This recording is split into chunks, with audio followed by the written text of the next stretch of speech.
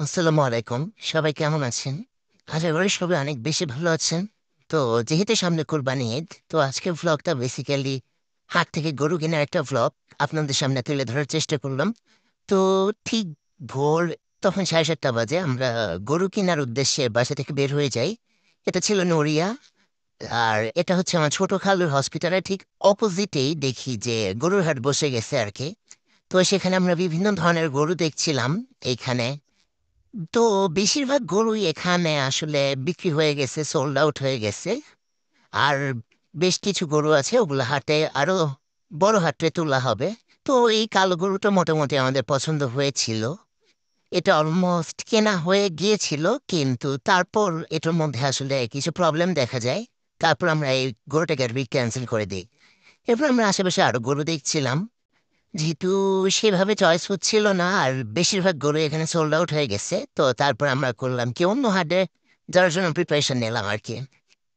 তো ফাঁকে যেহেতু এখানে চলে এসেছি তো খালুর হসপিটালটাও একটু ঘুরে দেখে আসলাম। পরে এখানে আমরা আইঘাটে যাওয়ার মাঝেই ২-৩টার মতো গরু ছিল। এই লাল গরুটা বেশ ভালো লেগেছিল কিন্তু এটাও সোল্ড আউট হয়ে গেছে। তো তারপর আর কি বিপদের মাঝে আরেক বিপদ হয়ে গেছে। হুন্ডাটা নষ্ট হয়ে গেছে তখন। এরপর ভ্যানে করে আমরা যাচ্ছিলাম হাটের দিকে।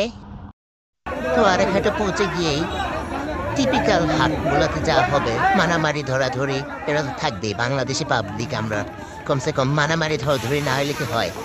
আর এইখানে তো গরুর লাফালাফি ঝাপাঝাপি চলবে। আমি তো ভয়ে ছিলাম কোন দিক দিয়ে না আমার লাথি মেরে দেয় ভাই। আমি এই লাথিরে খুব ভয় করি। তো আমি সেফলি চলছি, আলহামদুলিল্লাহ লাথি টাথি খাই নাই। তো লাস্টে আর কি এই গরুটাকে আমরা সিলেক্ট করেছি, সব দিক দিয়ে আমাদের পছন্দ হয়েছে। ওভারঅল সব দিক দিয়ে ভালো লাগছে, হাইট বা সবকিছু। তো তারপর এটাকে ট্রাকে তোলা হলো এবং ট্রাক ডিরেক্ট বাড়ির দিকে চলে আসবে। তো গরুটার মাশাল্লাহ একটা জিনিস খুবই সুন্দর হয়েছে, এটা না বলি।